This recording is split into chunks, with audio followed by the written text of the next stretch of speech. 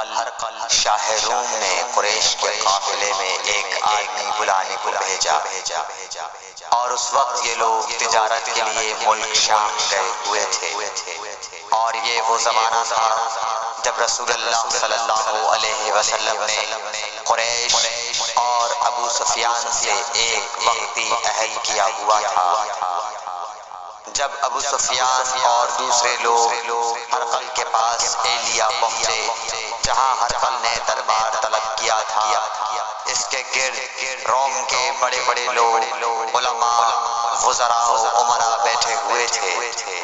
ہرقل نے ان کو اور اپنے ترجمان کو بلوایا، پھر ان سے پوچھا کہ تم میں سے کون شخص مدعی رسالت کا زیادہ قریبی عزیز ہے؟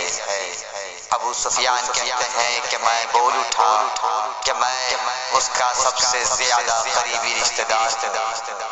یہ سن کر ہرقل نے حکم دیا کہ اس ابو سفیان کو میرے قریب لا کر بٹھاؤ اور اس کے ساتھیوں کو اس کی پیٹھ کے پیچھے بٹھا دو۔ پھر اپنے ترجمان سے کہا کہ ان لوگوں سے کہہ دو کہ میں ابو سفیان سے اس شخص یعنی محمد صلی اللہ علیہ وسلم کے حالات پوچھتا ہوں، اگر یہ مجھ سے کسی بات میں جھوٹ بول دے تو تم اس کا جھوٹ ظاہر کر دینا۔ ابو سفیان کا قول ہے کہ خدا کی قسم اگر مجھے یہ غیرت نہ آتی کہ یہ لوگ مجھ کو جھٹلائیں گے تو میں آپ صلی اللہ علیہ وسلم کی نسبت ضرور غلط گوئی سے کام لیتا۔ خیر، پہلی بات جو ہرقل نے مجھ سے پوچھی وہ یہ کہ اس شخص کا خاندان تم لوگوں میں کیسا ہے؟ میں نے کہا وہ تو بڑے اونچے عالی نسب والے ہیں۔ کہنے لگا اس سے پہلے بھی کسی نے تم لوگوں میں ایسی بات کہی تھی؟ میں نے کہا نہیں۔ کہنے لگا اچھا اس کے بڑوں میں کوئی بادشاہ ہوا ہے؟ میں نے کہا نہیں۔ پھر اس نے کہا بڑے لوگوں نے اس کی پیروی اختیار کی ہے یا کمزوروں نے؟ میں نے کہا نہیں، کمزوروں نے۔ پھر کہنے لگا اس کے دعویدار روز بڑھتے جاتے ہیں یا کوئی ساتھی پھر بھی جاتا ہے؟ میں نے کہا نہیں۔ کہنے لگا کیا اپنے اس دعوی نبوت سے پہلے کبھی کسی بھی موقع پر اس نے جھوٹ بولا ہے؟ میں نے کہا نہیں، اور اب ہماری اس سے صلح کی ایک مقررہ مدت ٹھہری ہوئی ہے، معلوم نہیں وہ اس میں کیا کرنے والا ہے۔ ابو سفیان کہتے ہیں میں اس بات کے سوا اور کوئی جھوٹ اس گفتگو میں شامل نہ کر سکا۔ ہرقل نے کہا کیا تمہاری اس سے کبھی لڑائی بھی ہوئی ہے؟ ہم نے کہا کہ ہاں۔ بولا پھر تمہاری اور اس کی جنگ کا کیا حال ہوتا ہے؟ میں نے کہا لڑائی ڈول کی طرح ہے، کبھی وہ ہم سے میدان جنگ جیت لیتے ہیں اور کبھی ہم ان سے جیت لیتے ہیں۔ ہرقل نے پوچھا وہ تمہیں کس بات کا حکم دیتا ہے؟ میں نے کہا وہ کہتا ہے کہ صرف ایک اللہ ہی کی عبادت کرو، اس کا کسی کو شریک نہ بناؤ اور اپنے باپ دادا کی شرک کی باتیں چھوڑ دو اور ہمیں نماز پڑھنے، سچ بولنے، پرہیزگاری اور صلہ رحمی کا حکم دیتا ہے۔ یہ سب سن کر پھر ہرقل نے اپنے ترجمان سے کہا کہ ابو سفیان سے کہہ دے کہ میں نے تم سے اس کا نسب پوچھا تو تم نے کہا کہ وہ ہم سے عالی نسب ہے، اور پیغمبر اپنی قوم میں عالی نسب ہی بھیجے جایا کرتے ہیں۔ میں نے تم سے پوچھا کہ دعوی نبوت کی یہ بات تمہارے اندر اس سے پہلے کسی اور نے بھی کہی تھی؟ تو تم نے جواب دیا کہ نہیں۔ تب میں نے اپنے دل میں کہا کہ اگر یہ بات اس سے پہلے کسی اور نے کہی ہوتی تو میں سمجھتا کہ اس شخص نے بھی اسی بات کی تقلید کی ہے جو پہلے کہی جا چکی ہے۔ میں نے تم سے پوچھا کہ اس کے بڑوں میں کوئی بادشاہ بھی گزرا ہے تو تم نے کہا کہ نہیں۔ تو میں نے دل میں کہا کہ ان کے بزرگوں میں سے کوئی بادشاہ ہوا ہوگا تو کہہ دوں گا کہ وہ شخص اس بہانے اپنے آباء و اجداد کی بادشاہت اور ان کا ملک دوبارہ حاصل کرنا چاہتا ہے۔ اور میں نے تم سے پوچھا کہ اس بات کے کہنے یعنی پیغمبری کا دعویٰ کرنے سے پہلے تم نے کبھی اس کو دروغ گوئی کا الزام لگایا ہے؟ تم نے کہا کہ نہیں۔ تو میں نے سمجھ لیا کہ جو شخص آدمیوں کے ساتھ دروغ گوئی سے بچے وہ اللہ کے بارے میں کیسے جھوٹی بات کہہ سکتا ہے۔ اور میں نے تم سے پوچھا کہ بڑے لوگ اس کے پیرو ہوتے ہیں یا کمزور آدمی؟ تم نے کہا کمزوروں نے اس کی اتباع کی ہے۔ تو دراصل یہی لوگ پیغمبروں کے متبعین ہوتے ہیں۔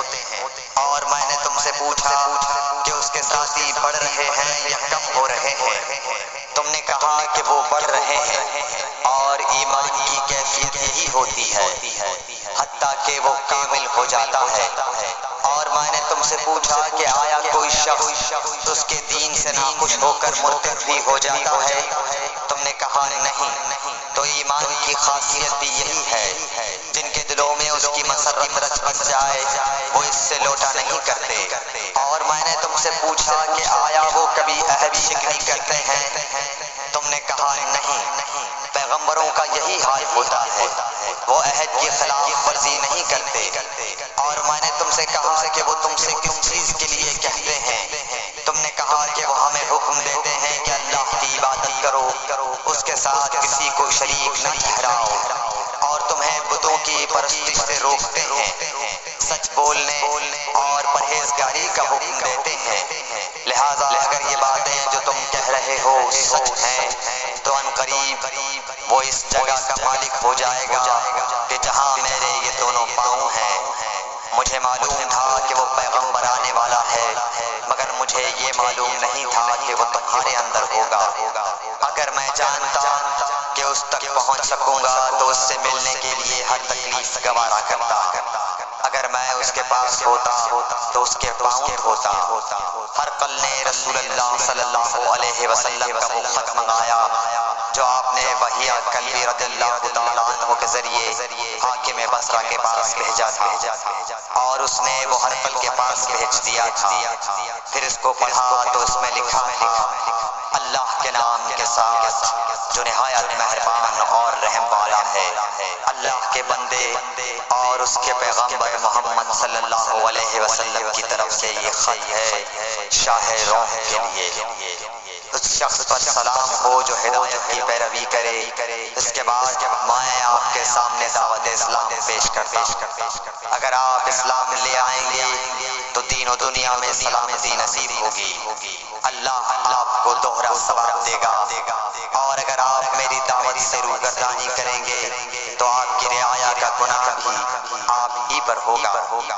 اور اے اہل کتاب، ایک ایسی بات پر آ جاؤ جو ہمارے اور تمہارے درمیان یکساں ہے، وہ یہ کہ ہم اللہ کے سوا کسی کی عبادت نہ کریں اور کسی کو اس کا شریک نہ ٹھہرائیں، اور نہ ہم میں سے کوئی کسی کو خدا کے سوا اپنا رب بنائے۔ پھر اگر وہ اہل کتاب اس کتاب سے منہ پھیر لیں تو مسلمانوں تم ان سے کہہ دو کہ تم مانو یا نہ مانو، ہم ایک خدا کے اطاعت گزار ہیں۔ ابو سفیان کہتے ہیں جب ہرقل نے جو کچھ کہنا تھا کہہ دیا اور خط پڑھ کر فارغ ہوا تو اس کے ارد گرد بہت شور و غوغا ہوا، بہت سی آوازیں اٹھیں اور ہمیں باہر نکال دیا گیا۔ تب میں نے اپنے ساتھیوں سے کہا کہ ابو کبشہ کے بیٹے حضرت صلی اللہ علیہ وسلم کا معاملہ تو بہت بڑھ گیا۔ دیکھو تو اس سے بنی اصفر روم کا بادشاہ بھی ڈرتا۔ مجھے اس وقت سے اس بات کا یقین ہو گیا کہ حضور صلی اللہ علیہ وسلم ان قریب غالب ہو کر رہیں گے، حتیٰ کہ اللہ نے مجھے مسلمان کر دیا۔